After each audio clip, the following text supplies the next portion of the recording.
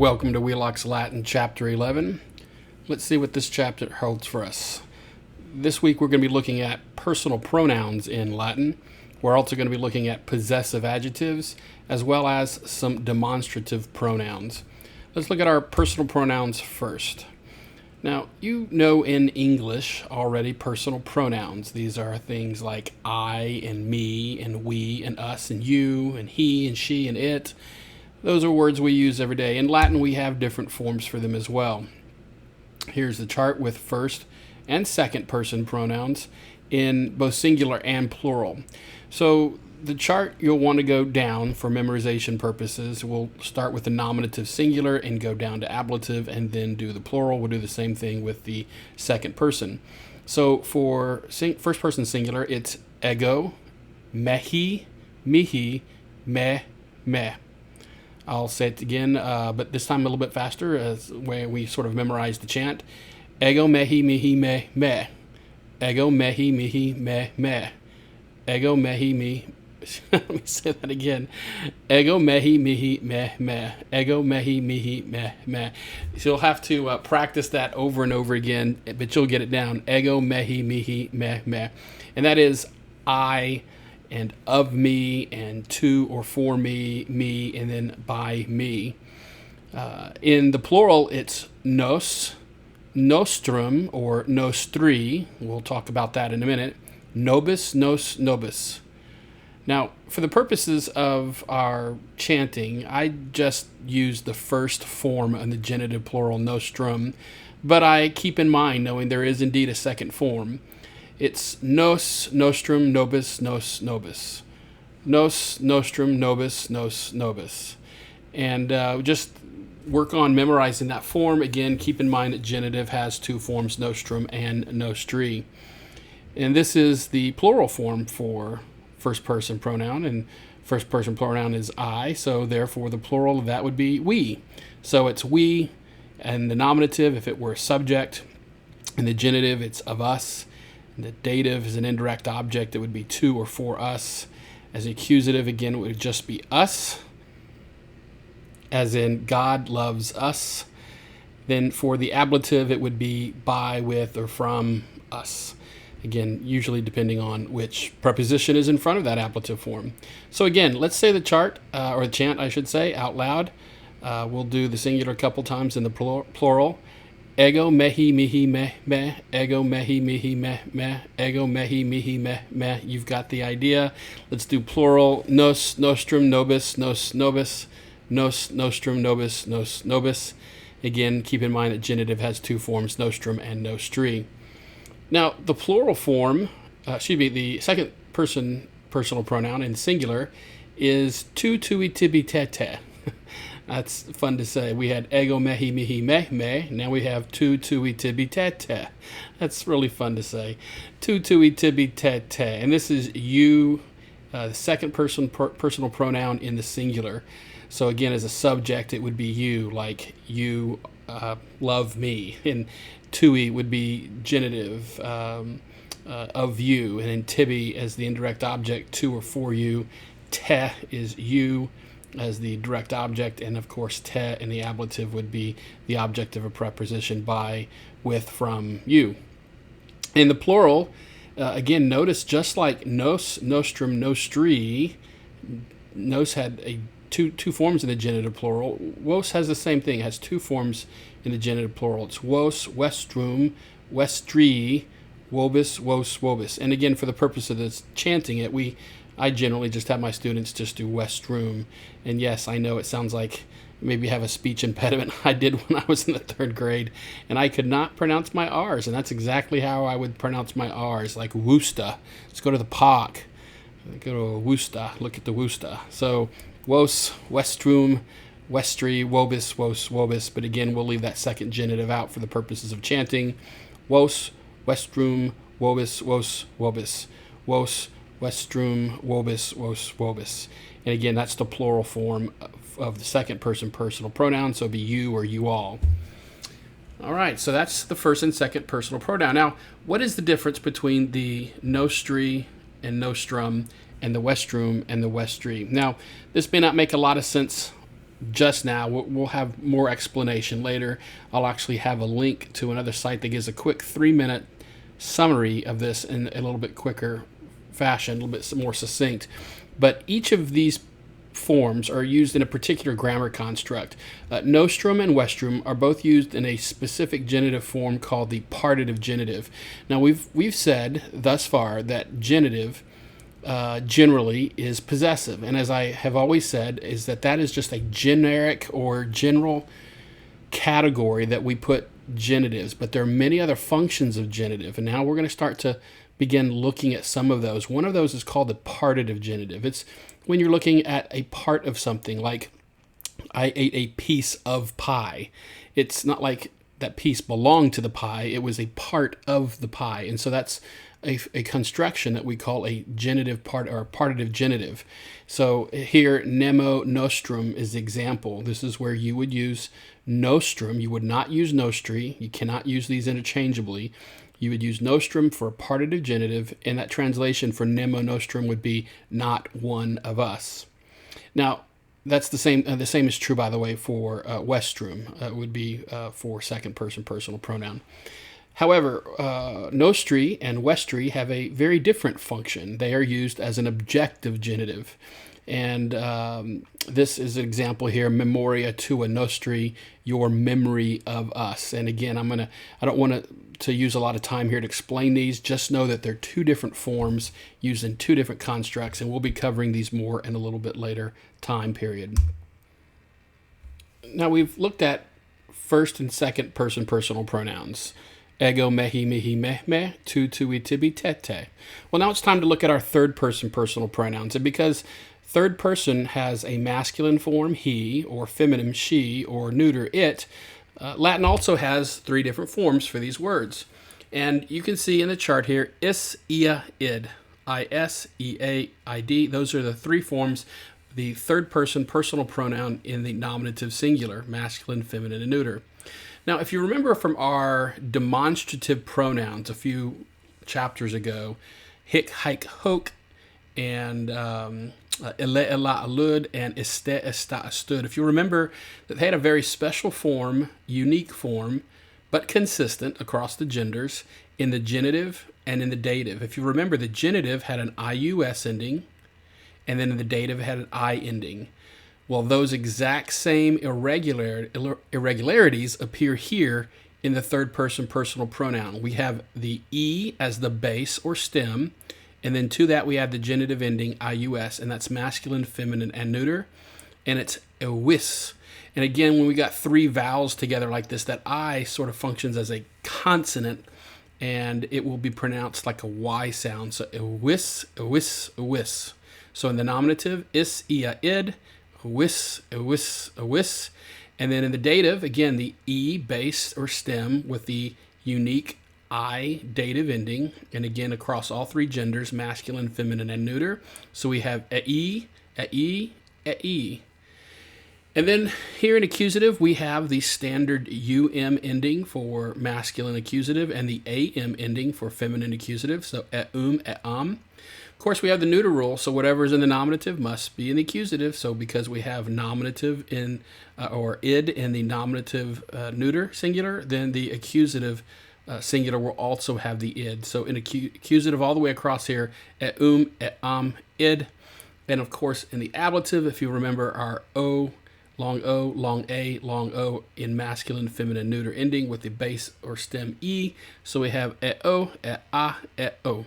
So let's do the chant together. Again, just like we did hic, hike, hoke, and este, esta, stood, we go left to right, starting with nominative and work our way down. Is, ia, id, ewis, ewis, ewis, e, e, e, id, e-o, e-a, e-o.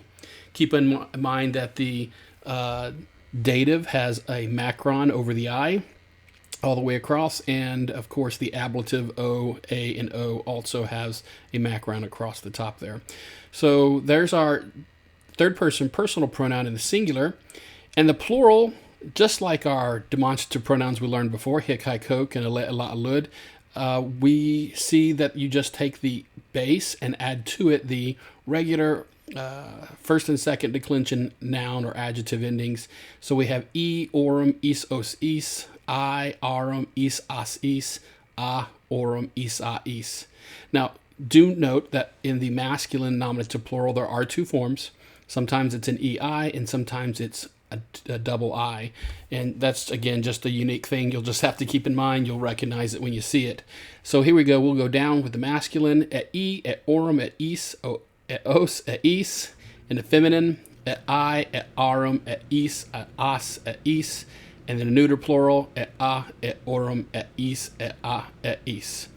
And so this is your third person personal pronouns. He, she, it, of him, of her, of it, to or for him, to or for her, to or for it, him, her, or it, and the accusative is a direct object, and then by, with, or from him, her, or it. In the plural, it's they or of them, to them, or by, with, or from them.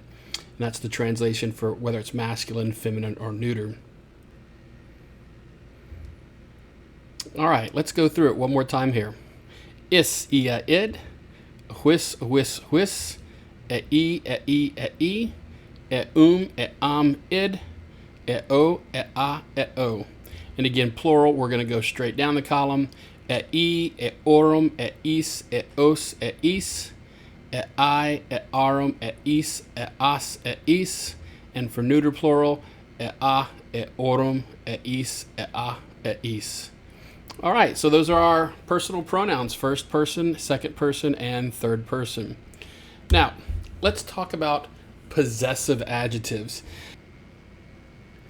I know we've talked about genitive being possessive and demonstrating possession, but for Latin, Romans did not like to use the first and second personal pronoun genitive to demonstrate possession. And they have a very specific form that they use specifically to demonstrate possession. So although genitive case is often used to indicate possession, the genitive of the first and second person personal pronouns of ego and tu is not used to indicate possession. The genitive ego and tu, which is mehi and tui, has a very specific usage in Latin that we're actually going to look at later. So we're not going to get into how it's used, just know we're going to use it later. This is, however, not true for the genitive of the third person personal pronoun, is, ia, id, which of course is whis, whis, whis. This is used for possession, so his, her, or its.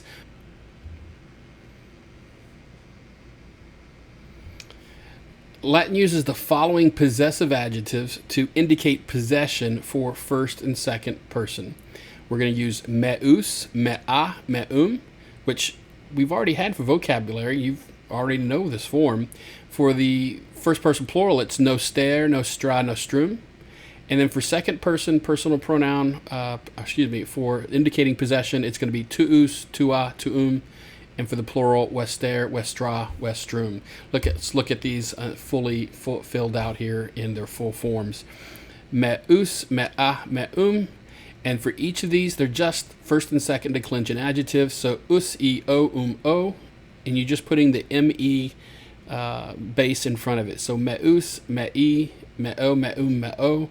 For feminine, mea, mei, mei, meam, mea. Again, those are the endings I, and for the neuter, e, o, or I should say e, o, o. So meum, mei, meo, meum, meo. For the plural, again, just your first and second declension plural endings, e, orum, is, os, is, I, aurum, is, as, is, a, orum, is, a, is. And again, with just the m in front of each of these forms. So that's the first person possessive adjective translated as my. And of course, depending on how the word that it is modifying is functioning in a sentence, that would determine whether or not you use a nominative, genitive, dative, accusative, or ablative form. And of course, what gender that noun is would determine if you use the masculine, feminine, or neuter form, as well as if the word was either singular, plural, would determine if you use singular, plural form of this. Now, what about first person plural? Here we go. First person plural is our, and so we have noster, nostra, nostrum. And then again, this is a example of a first and second declension adjective that has an er ending. Remember we looked at this several chapters back. So it's no stare, no stree. Notice here the example of one of these er adjectives where the e disappears, but you see the stem correctly in the genitive. It's no stree, not no starey, no stree. The e has dropped off, so it's no stare, no stree, no stro, no strum, no stro. Again, the regular endings. We don't have the us in the masculine nominative singular, but we have e, o, o.